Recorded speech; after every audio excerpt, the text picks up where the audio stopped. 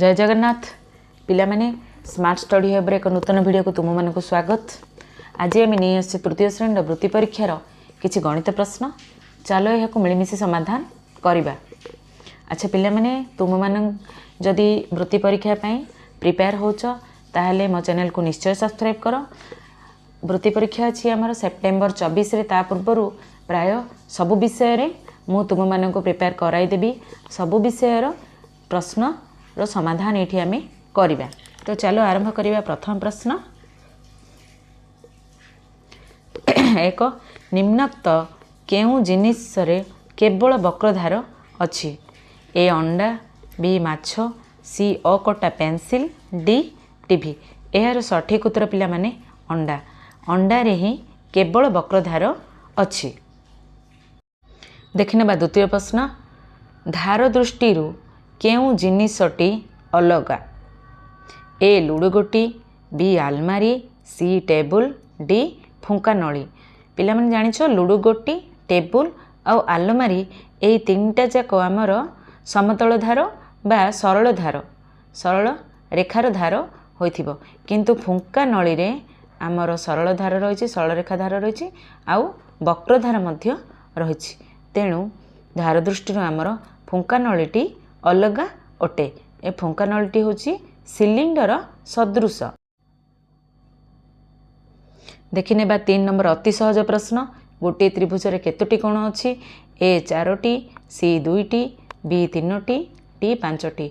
यार सठिक उत्तर समस्ते जानछ बी 3टी कोण अछि। प्रश्न नंबर 4 देखिनबा। 3 बाहु द्वारा आबद्ध चित्र को कौन कहती? आम ठीक जाने 3 बाहु द्वारा आबद्ध चित्र को आम त्रिभुज कही था। तो यार सठिक आंसर है बी जहाँकि त्रिभुज। प्रश्न नंबर 5 देखि नबा। आयत चित्रर केतोटी बाहु अच्छी? ए 1टी, बी 2टी, सी 4टी, डी 3टी। यार सठिक उत्तर सी आयत चित्रर आमर 4टी बाहु अच्छी। षष्ठ प्रश्न देखि नबा। गोटे आयत क्षेत्रर गोटे वर्ग क्षेत्रर बाहु संख्या मिसी केते? आमर आयत क्षेत्रर बाहु होची 4टी, वर्ग क्षेत्रर बाहु होची 4टी, दुईटा जगह मिसले 8।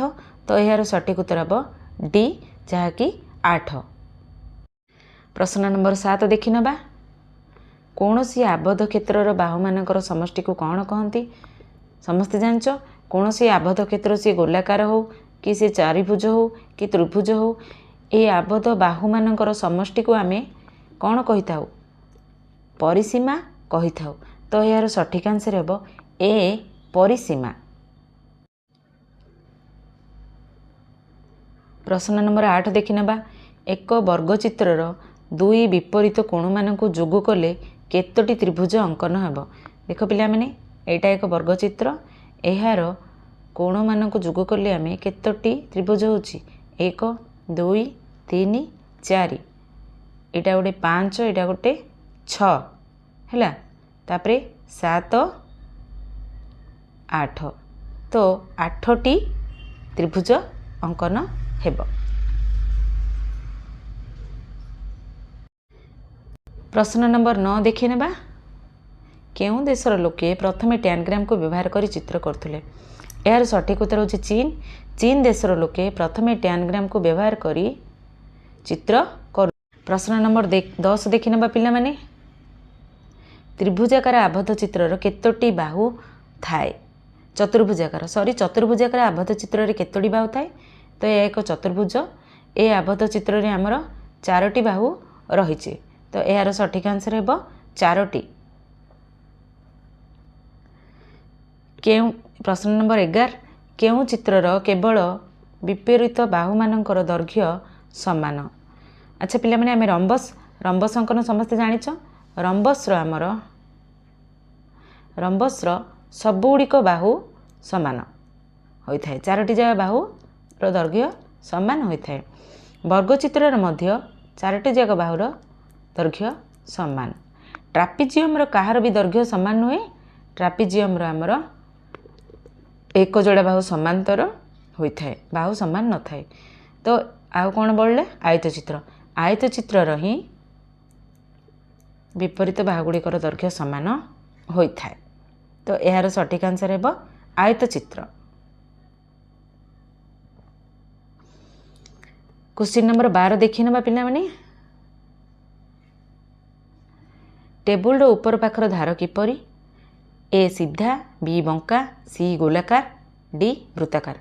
टेबुल ऊपर पाखर धार सब बेले सीधा होता है। यार सठिक आंसर है सीधा। क्वेश्चन नंबर 13 देखी ना वर्गचित्र बाहु संख्या केते। वर्गचित्र बाहु संख्या आम समस्ते जाचे 4टी। यार सठिक उत्तर हम सी जहाँ 4टी। प्रश्न नंबर 14 देखी ना निम्नलिखित चित्र केतोटी त्रिभुज अच्छी। अच्छा देखी ना 1 2 3 4 भितर आमर 4टी पुणी बाहर 1 2 3 4 भितर 4टी प्लस बाहर 4टी। आ पिला माने देखो एटा गोटे त्रिभुज 1 एटा गोटे त्रिभुज 2 एटा गोटे त्रिभुज 3 एटा गोटे त्रिभुज 4 तो पुणी आसला 4टी। तो आमर सबुଗୁଡ଼ିक मिसले होची 12टी त्रिभुज अच्छी। निम्नोक्त चित्र रे आमर 12टी त्रिभुज रही। तो सठिक आंसर है सी 12टी।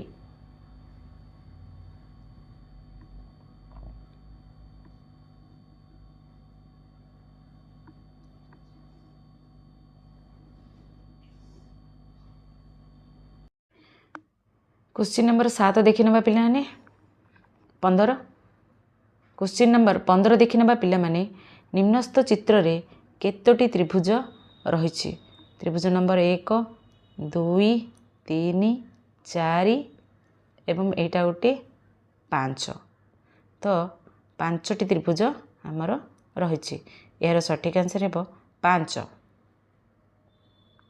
क्वेश्चन नंबर 16 देखी ना पिला माने आयतचित्र शीर्ष संख्या केते।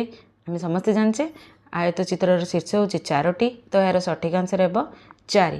क्वेश्चन नंबर 17 देखी ना आयतचित्र कर्ण सर्वाधिक केतोटी।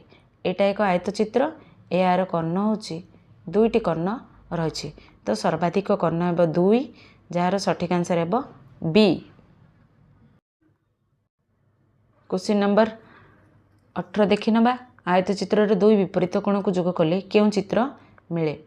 यह एक आयतचित्र यार 2 विपरीत कोण को आम जोग कले तो आमको कौन मिलला त्रिभुज मिलला।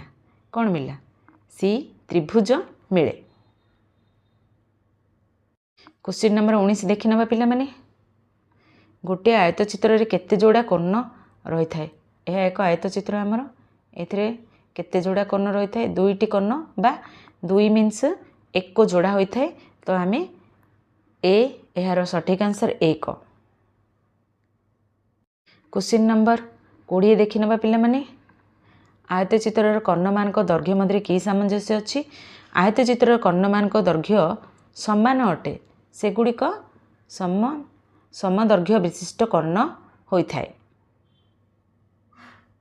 क्वेश्चन नंबर 21 देखी ना पिला माने 3टी बाहु विशिष्ट आबद्ध क्षेत्र को कौन कहुए। 3टी बाहु विशिष्ट आबद्ध क्षेत्र को आम त्रिभुज कही था। तो यार सठिक आंसर है ए। क्वेश्चन नंबर 22 देखी ना पिला माने केउं चित्रर कर्णद्वय समान ए सामंतरिक चित्र बी रंबस सी आयतचित्र डी ट्रापेजियम। यार सठिक आंसर है सी आयतचित्रर कर्णद्वय समदैर्घ्य विशिष्ट बा समान। क्वेश्चन नंबर 23 देखी ना पिला माने केउं चित्रर समस्त बाहुर दैर्घ्य समान ए सामंतरिक चित्र बी ट्रापेजियम सी आयतचित्र डी वर्गचित्र। तो यार उत्तर है डी वर्गचित्र जार कि 4टी जाक बाहुर दैर्घ्य समान होता है। देखी ना शेष क्वेश्चन पिला माने 24 त्रिभुजर केतोटी शीर्ष अच्छी।